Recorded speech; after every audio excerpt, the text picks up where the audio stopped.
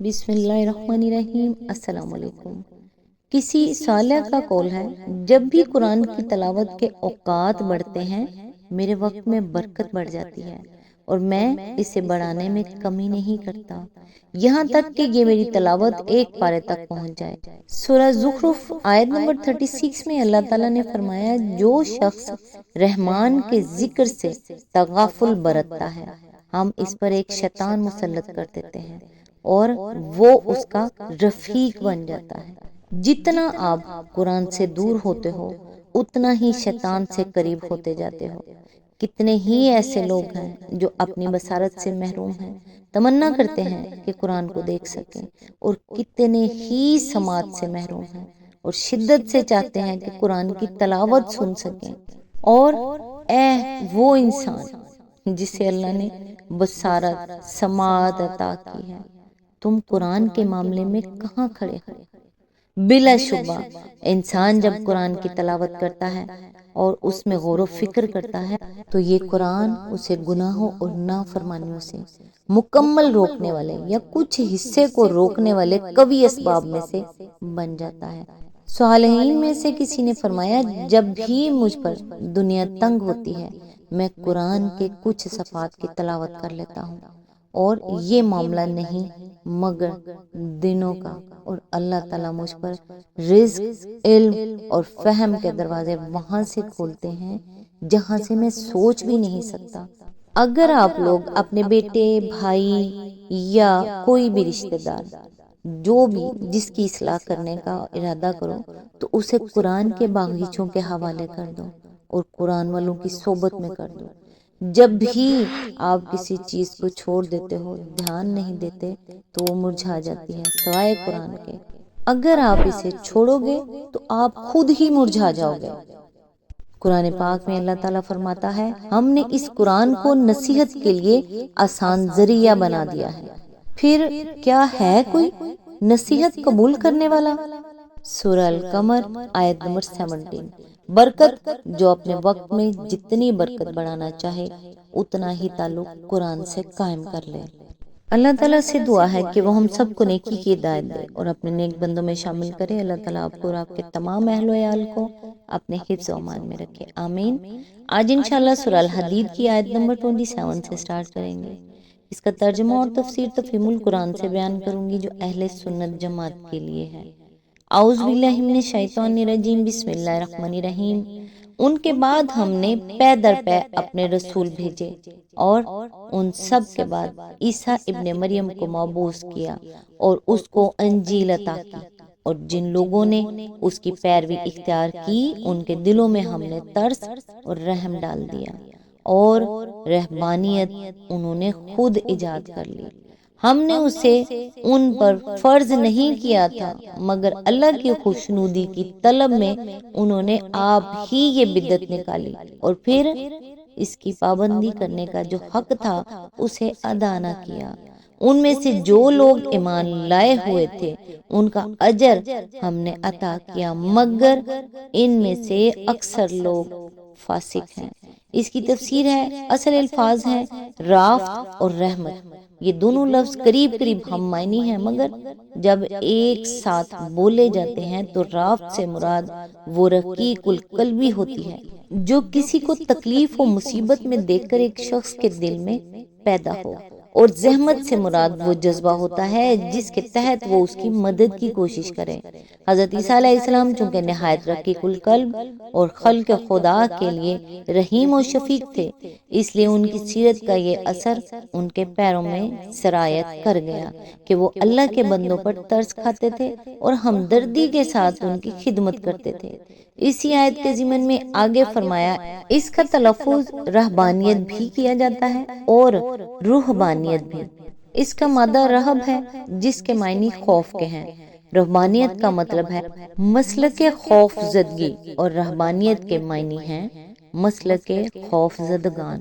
اصطلاحاً اس سے مراد ہے کسی شخص کا خوف کی بنا پر قطع نظر اس سے کہ وہ کسی کے ظلم کا خوف یا اپنے نفس کی کمزوری کا خوف، تارک دنیا بن جانا اور دنیاوی زندگی سے بھاگ کر جنگلوں اور پہاڑوں میں پناہ لینا، یا گوشائے ہائے عزلت میں جا بیٹھنا۔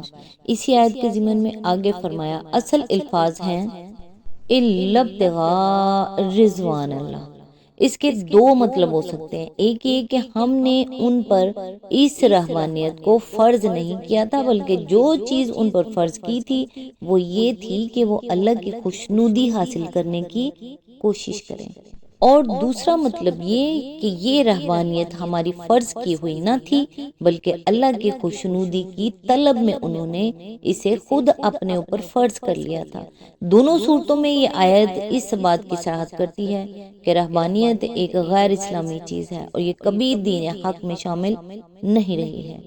یہی بات ہے جو نبی صلی اللہ علیہ وآلہ وسلم نے فرمائی کہ اسلام میں کوئی رہبانیت نہیں، مسند احمد۔ ایک اور حدیث میں حضور صلی اللہ علیہ وآلہ وسلم نے فرمایا اس امت کی رہبانیت جہاد فی سبیل اللہ ہے، مسند احمد، مسند ابی یعلا۔ یعنی اس امت کے لیے روحانی ترقی کا راستہ ترک دنیا نہیں بلکہ اللہ کی راہ میں جہاد ہے، اور یہ امت فتنوں سے ڈر کر جنگلوں اور پہاڑوں کی طرف نہیں بھاگتی بلکہ راہ خدا میں جہاد کر کے ان کا مقابلہ کرتی ہے۔ بخاری و مسلم کی متفق علیہ روایت ہے کہ صحابہ میں سے ایک صاحب نے کہا میں ہمیشہ ساری رات نماز پڑھا کروں گا، دوسرے نے کہا میں ہمیشہ روزہ رکھوں گا اور کبھی ناغہ نہ کروں گا، تیسرے نے کہا میں کبھی شادی نہ کروں گا اور عورت سے کوئی واسطہ نہ رکھوں گا۔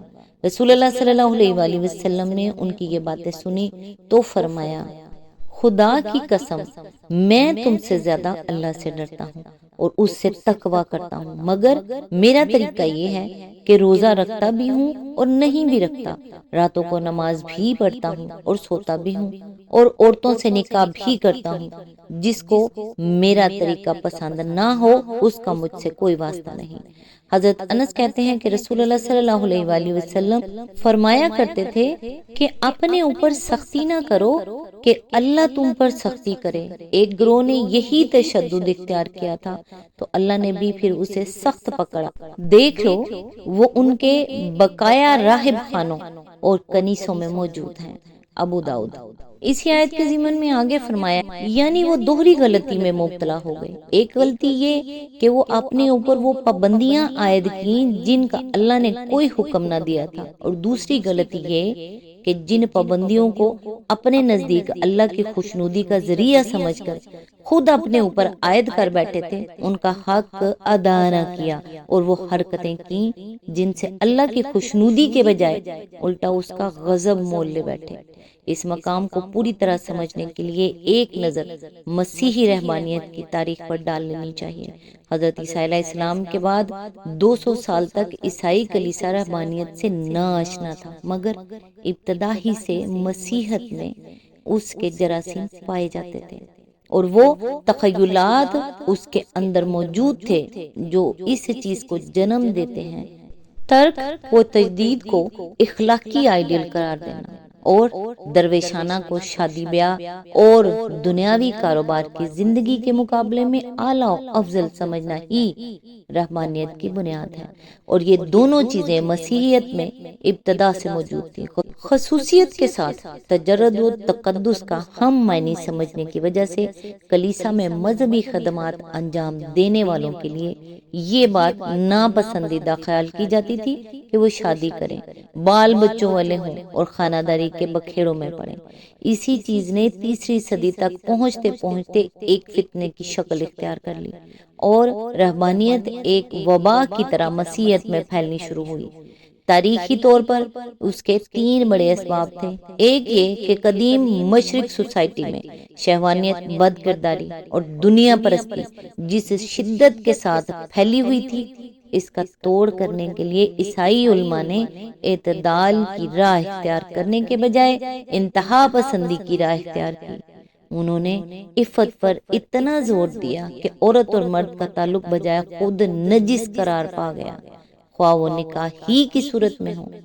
انہوں نے دنیا پرستی کے خلاف اتنی شدت برتی کہ آخرکار ایک دیندار آدمی کے لیے سرے سے کسی قسم کے املاک رکھنا ہی گناہ بن گیا، اور اخلاق کا معیار یہ ہو گیا کہ آدمی بالکل مفلس اور ہر لحاظ سے تارک الدنیا ہو۔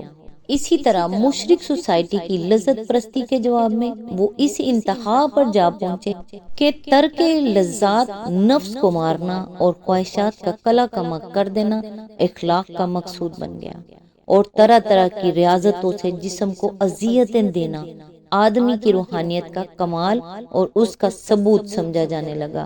دوسرے یہ کہ مسیحت جب کامیابی کے دور میں داخل ہو کر عوام میں پھیلنی شروع ہوئی تو اپنے مذہب کی توسیع و اشاعت کے شوق میں کلیسا ہر اس برائی کو اپنے دائرے میں داخل کرتا چلا گیا جو عام لوگوں میں مقبول تھی۔